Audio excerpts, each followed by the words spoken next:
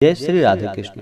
आप सभी का हमारे YouTube चैनल पे बहुत बहुत स्वागत है। आइए आज सुनते हैं नवरात्रि अष्टमी तिथि के दिन महागौरी माता की कथा। नवरात्रि के 8वें दिन माता नव दुर्गा देवी के 8वें स्वरूप माता महागौरी का पूजन किया जाता है। जो भी भक्त सच्ची श्रद्धा के साथ नियम और निष्ठा के साथ अष्टमी तिथि के दिन माता महागौरी का पूजन करते हैं, अष्टमी तिथि का व्रत रखते हैं, कथा श्रवण करते हैं, नवरात्रि का व्रत करते हैं, माता की कृपा से उनके सभी दुख और कष्ट दूर हो जाते हैं तथा सुख और समृद्धि की प्राप्ति होती है। माता महागौरी अपने भक्तों की सदैव रक्षा करने वाली हैं। जो भी बुरे कर्म करने वाले हैं उन्हें दंड देते हैं और माता जो भी अच्छे कर्म करने वाले हैं माता उनकी सदैव रक्षा करती है और अंत में मोक्ष को प्रदान कर पूर्व जन्म के भय को भी दूर कर देती है। नवरात्रि के व्रत में माता दुर्गा के 9 स्वरूपों का 9 दिनों तक पूजन किया जाता है।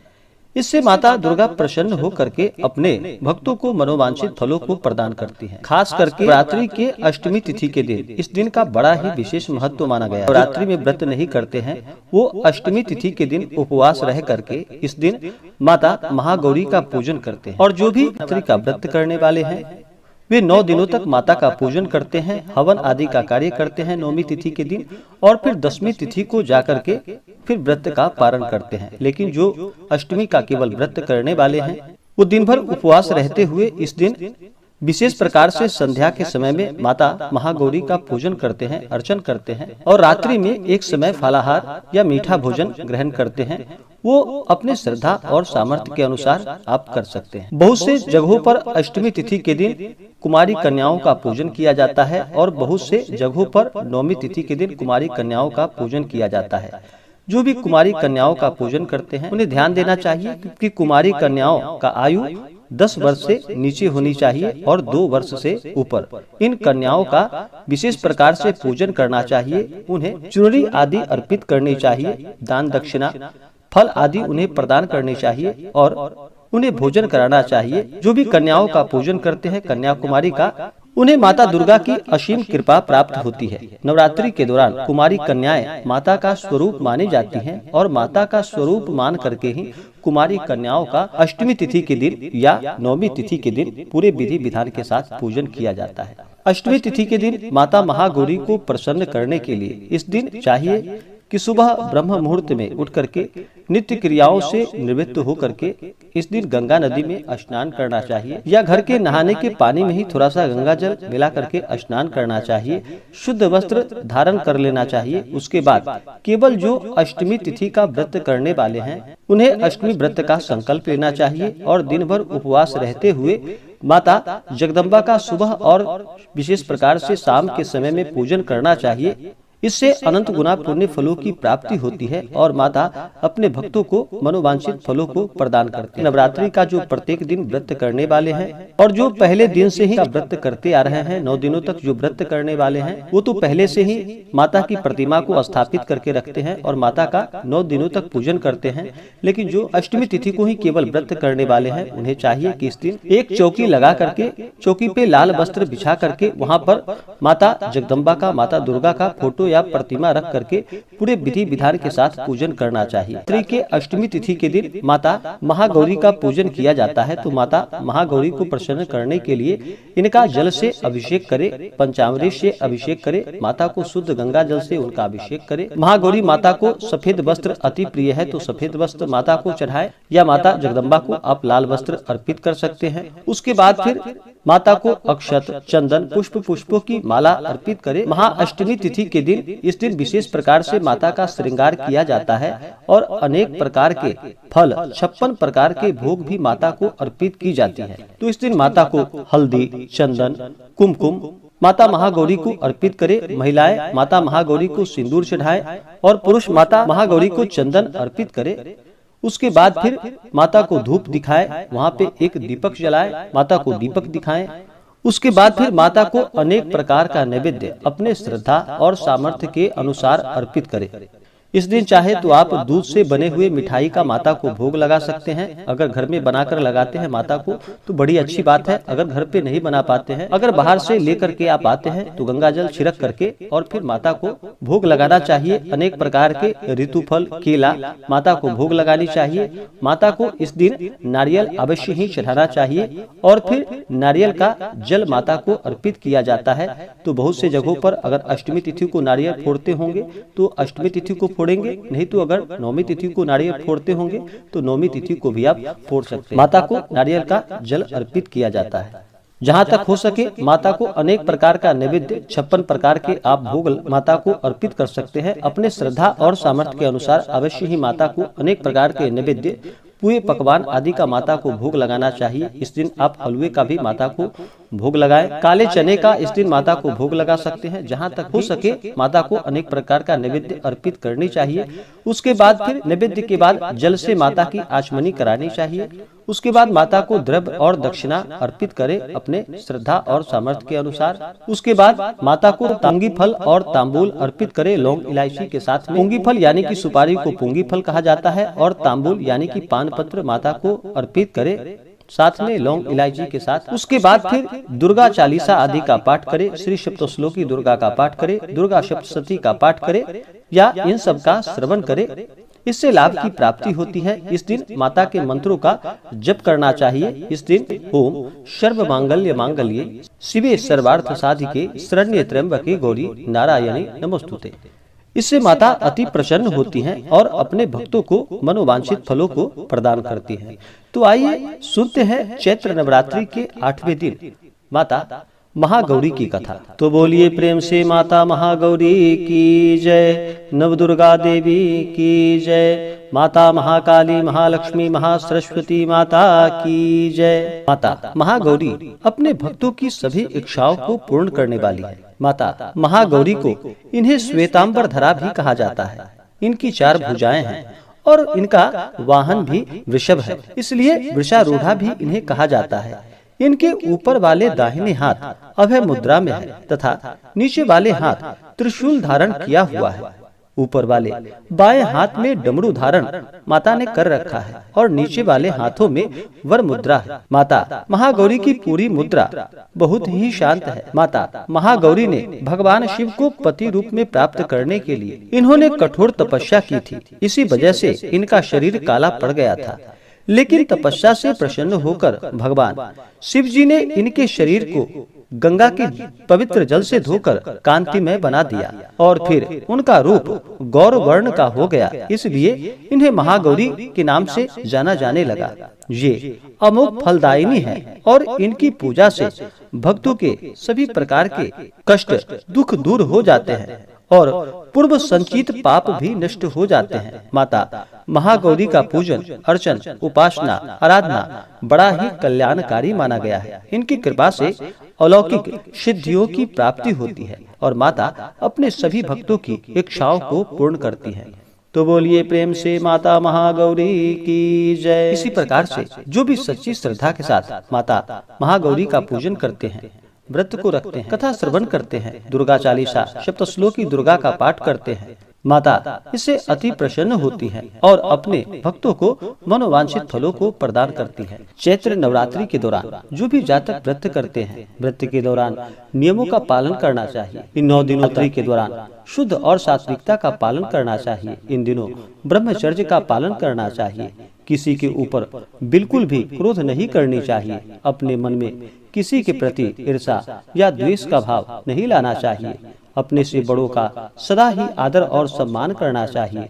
महिलाओं का सदा ही सम्मान करना चाहिए। उनका कभी भी अपमान नहीं करना चाहिए। जहाँ तक हो सके धर्म का कार्य, दान पुण्यों का कार्य करना चाहिए। गरीबों को भोजन करानी चाहिए, ब्राह्मणों को भोजन कराना चाहिए, कन्या कुमारी का पूजन करना चाहिए। इससे माता अति प्रसन्न होती है और अपने भक्तों को मनोवांछित फलों को प्रदान करती है। इसी प्रकार से जो भी सच्ची श्रद्धा के साथ, नियम और निष्ठा के साथ रात्रि का व्रत करते हैं, कथा श्रवण करते हैं, माता उनके सभी इच्छाओं को पूर्ण करती है। आइए सुनते हैं नवरात्रि की कथा।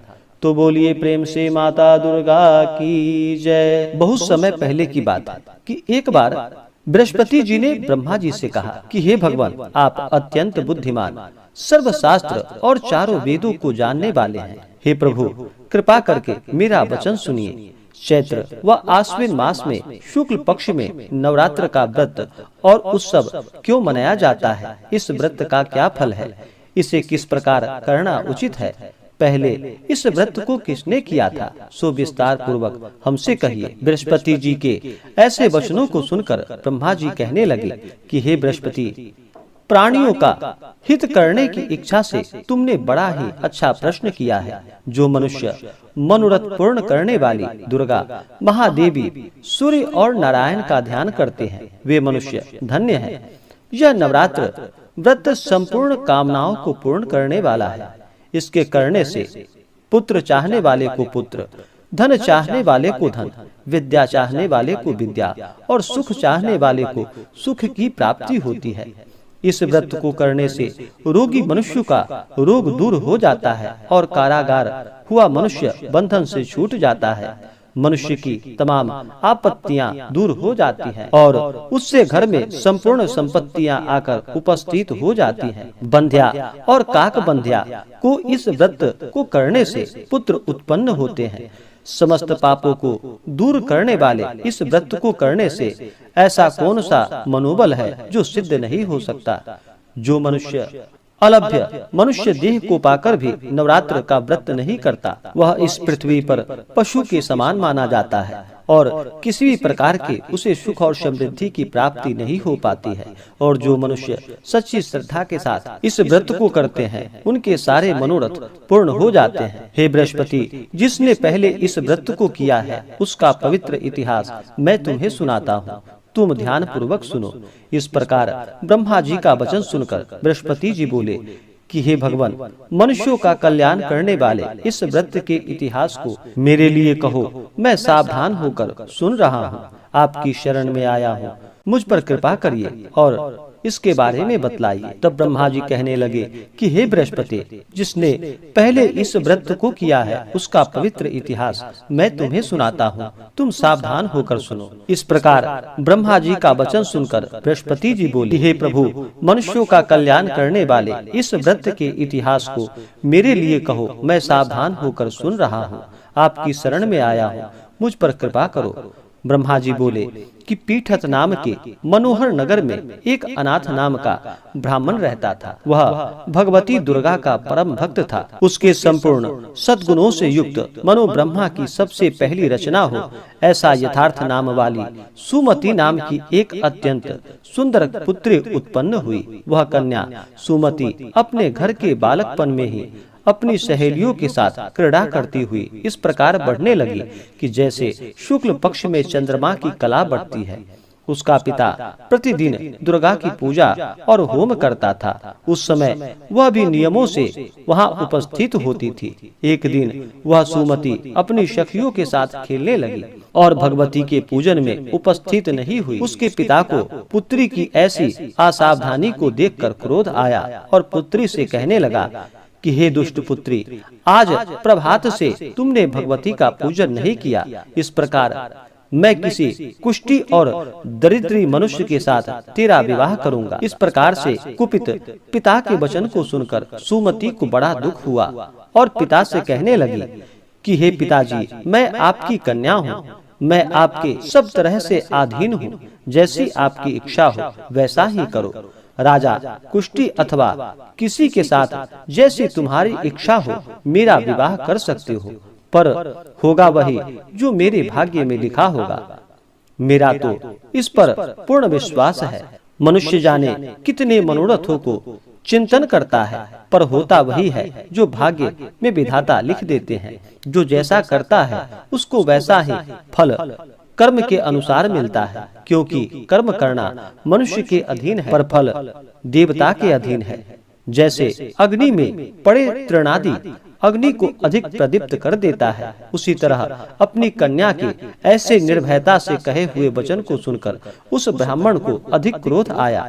तब उसने अपनी कन्या का एक कुष्ठी के साथ विवाह करा दिया और अत्यंत क्रुद्ध होकर पुत्री से कहने लगा कि जाओ, जल्दी जाओ, अपने कर्म का फल भोगो। देखते हैं केवल भाग्य भरोसे पर रहकर तुम क्या करती हो। इस प्रकार से कहे हुए पिता के कटु वचनों को सुनकर सुमति मन में विचार करने लगी कि अहो, मेरा दुर्भाग्य है जिससे मुझे ऐसा पति मिला है।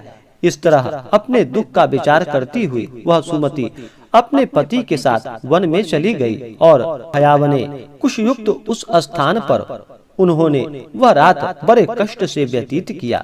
उस गरीब बालिका की ऐसी दशा को देखकर भगवती पूर्व पुण्य के प्रभाव से प्रकट होकर सुमति से कहने लगी कि हे दीन ब्राह्मणी, मैं तुम पर प्रसन्न हूँ, तुम जो चाहो वरदान मांग सकती हो।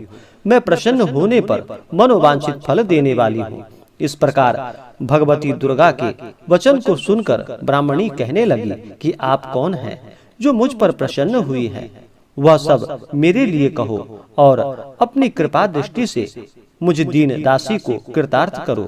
ऐसी ब्राह्मणी का वचन सुनकर देवी कहने लगी कि मैं आदि शक्ति हूँ और मैं ही ब्रह्म विद्या और सरस्वती हूँ।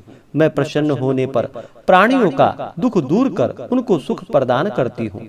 हे ब्राह्मणी, मैं तुझ पर तेरे पूर्व जन्म के पुण्य के प्रभाव से प्रसन्न हुआ हूँ। तुम्हारे पूर्व जन्म का वृतांत सुनाती हूँ, तुम सुनो। तुम पूर्व जन्म में निषाद की स्त्री थी और अति पतिव्रता थी। एक दिन तेरे पति निषाद ने चोरी की। चोरी करने के कारण तुम दोनों को सिपाहियों ने पकड़ लिया और ले जाकर जेल खाने में कैद कर दिया। उन लोगों ने तेरे को और तेरे पति को भोजन भी नहीं दिया। इस प्रकार नवरात्र के दिनों में तुमने ना कुछ खाया और ना ही जल ग्रहण किया, इसलिए 9 दिनों तक नवरात्र का व्रत हो गया। हे ब्राह्मणी, उन 9 दिनों में जो व्रत हुआ उस व्रत के प्रभाव से प्रसन्न होकर तुम्हें मनोवांछित वस्तु दे रही हो, इसलिए जो इच्छा हो तुम्हारी वह वरदान मांग लो। इस प्रकार माता दुर्गा के कहे हुए वचन को सुनकर ब्राह्मणी बोली कि अगर आप मुझ पर प्रसन्न हैं तो हे दुर्गे, आपको प्रणाम करती हूँ। कृपा करके मेरे पति के कुष्ठ को दूर कर दो। देवी कहने लगी कि उन दिनों में जो तुमने व्रत किया है उस व्रत के एक दिन का पुण्य अपने पति का कुष्ठ दूर करने के लिए अर्पण करो। मेरे प्रभाव से तेरा पति कुष्ठ से रहित और सोने के समान शरीर वाला हो जाएगा। ब्रह्मा जी कहने लगे कि इस प्रकार देवी का वचन सुनकर वह ब्राह्मणी बहुत प्रसन्न हुई और पति को निरोग करने की इच्छा से ठीक है ऐसी बोलकर तब उसने पति का शरीर भगवती दुर्गा की कृपा से कुष्ठहीन होकर अति कांति युक्त हो गया। जिसकी कांति के समान चंद्रमा की कांति भी क्षीण हो जाती थी।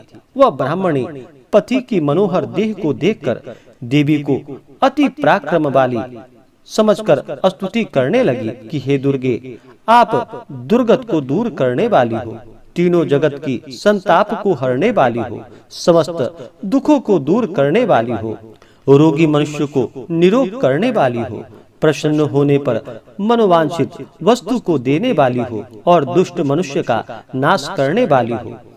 तुम ही सारे जगत की माता और पिता हो कि हे अम्बे, मुझे अपराध रहित अबला की मेरे पिता ने कुष्ठी के साथ विवाह कर मुझे घर से निकाल दिया। उनकी निकाली हुई पृथ्वी पर घूमने लगी। आपने ही मेरा इस आपत्ति रूपी समुद्र से उद्धार किया है। हे देवी, आपको प्रणाम करती हूँ, मुझ दीन की रक्षा कीजिए। फिर ब्रह्मा जी कहने लगे कि हे बृहस्पति, इस प्रकार से उस सुमति ने मन से देवी की स्तुति की। उससे हुई स्तुति को सुनकर देवी को बहुत संतोष हुआ और ब्राह्मणी से कहने लगी कि हे ब्राह्मणी, उदालय नाम का अति बुद्धिमान, धनवान, कीर्तिमान और जितेंद्रिय पुत्र शीघ्र तुम्हें प्राप्त होगा। ऐसा कहकर वह देवी उस ब्राह्मणी से फिर कहने लगी कि हे ब्राह्मणी, और जो भी कुछ तेरी इच्छा हो वही मनोवांछित वस्तु मांग लो। ऐसा भगवती दुर्गा का वचन को सुनकर सुमति बोली कि हे भगवती दुर्गे, अगर आप मेरे ऊपर प्रसन्न हैं तो कृपा कर मुझे नवरात्रि व्रत की विधि बतलाइए। हे दयावंती, जिस विधि से नवरात्र व्रत करने से आप प्रसन्न होती हैं उस विधि और उसके फल को मेरे लिए विस्तार से वर्णन कीजिए। इस प्रकार के वचन को सुनकर दुर्गा कहने लगी कि हे ब्राह्मणी, मैं तुम्हारे लिए संपूर्ण पापों को दूर करने वाली नवरात्र व्रत की विधि बतलाती हूँ, जिसको सुनने से सभी पापों से छुटकारा प्राप्त होता है, मोक्ष की प्राप्ति होती है। आश्विन माह या चैत्र माह के शुक्ल पक्ष की प्रतिपदा से लेकर 9 दिनों तक विधि पूर्वक व्रत करे। यदि दिन भर का व्रत ना कर सके तो एक समय भोजन करे और ब्राह्मणों को बुलाकर कलश स्थापित करे और वाटिका बनाकर उसको प्रतिदिन जल से सींचे। महाकाली, महालक्ष्मी और महासरस्वती इनकी मूर्तियां बनाकर उनकी नित्य विधि सहित पूजा करे और पुष्पों से विधि पूर्वक अर्घ्य दे। बिजौरा के फूल से अर्घ्य देने से रूप की प्राप्ति होती है। जायफल से कृति, दाख से कार्य की सिद्धि होती है। आंवले से सुख और केले से भूषण की प्राप्ति होती है। इस प्रकार फलों से अर्घ्य देकर यथाविधि हवन करे। खांड, घी, गेहूं, शहद, जौ, तिल, खीर व चंपा के पुष्पों से धन और पत्तों से तेज और सुख की प्राप्ति होती है। आंवले से कृति और केले से पुत्र होता है। कमल से राज सम्मान और दाखों से सुख संपत्ति की प्राप्ति होती है। खंड, घी, नारियल और जौ, तिल इनसे तथा फलों से होम करने से मनोवांछित वस्तु की प्राप्ति होती है। व्रत करने वाला मनुष्य इस विधान से होम कर आचार्य को अत्यंत नम्रता से प्रणाम करे और व्रत की सिद्धि के लिए उन्हें दान और दक्षिणा दे। इस महाव्रत को पहले बताई हुई विधि के अनुसार जो कोई करता है उसके सब मनोरथ सिद्ध हो जाते हैं। इसमें तनिक भी संशय नहीं है। इन 9 दिनों में जो कुछ दान आदि किया जाए उसका करोड़ों गुना पुण्य फल प्राप्त होता है। इस नवरात्र के व्रत को करने से अश्वमेध यज्ञ का फल प्राप्त होता है। हे ब्राह्मणी, इस संपूर्ण कामनाओं को पूर्ण करने वाला उत्तम व्रत को तीर्थ, मंदिर अथवा घर में ही विधि के अनुसार करना चाहिए। फिर ब्रह्मा जी कहने लगे कि हे बृहस्पति, इस प्रकार ब्राह्मणी को व्रत की विधि और फल बताकर देवी वहां से अंतर ध्यान हो गई। जो मनुष्य या स्त्री इस व्रत को भक्ति पूर्वक करता है वह इस लोक में सुख पाकर अंत में दुर्लभ मोक्ष को प्राप्त करता है। हे बृहस्पति, यह दुर्लभ व्रत का महात्म्य तुम्हें बतलाया है। फिर बृहस्पति जी कहने लगे कि हे प्रभु, आपने मुझ पर अति कृपा की है जो अमृत के समान इस नवरात्र व्रत का महात्म्य सुनाया है। हे प्रभु, आपके बिना और कौन इस महात्म्य को सुना सकता है। ऐसा बृहस्पति जी के वचन को सुनकर ब्रह्मा जी कहने लगे कि हे बृहस्पति, तुमने सब प्राणियों का हित करने वाले इस अलौकिक व्रत को पूछा है, इसलिए तुम धन्य हो। यह भगवती शक्ति संपूर्ण लोकों का पालन करने वाली है। इन महादेवी के प्रभाव को कौन जान सकता है। तो बोलिए प्रेम से दुर्गा माता की जय, महाकाली, महालक्ष्मी, महासरस्वती माता की जय, नौ दुर्गा देवी की जय। तो आशा करता हूँ कि यह जानकारी आपको अच्छा लगा हो। ऐसे ही ज्ञानवर्धक जानकारियाँ प्राप्त करने के लिए हमारे इस चैनल को लाल बटन दबा करके सब्सक्राइब करें, साथ में बेल आइकन घंटी दबाएं ताकि मेरे वीडियो का नोटिफिकेशन आपके पास सबसे पहले पहुंचे। वीडियो को लाइक और अपने मित्रों तथा दोस्तों के साथ शेयर करें। सुखी रहे और स्वस्थ रहे। जय श्री राधे कृष्ण। धन्यवाद।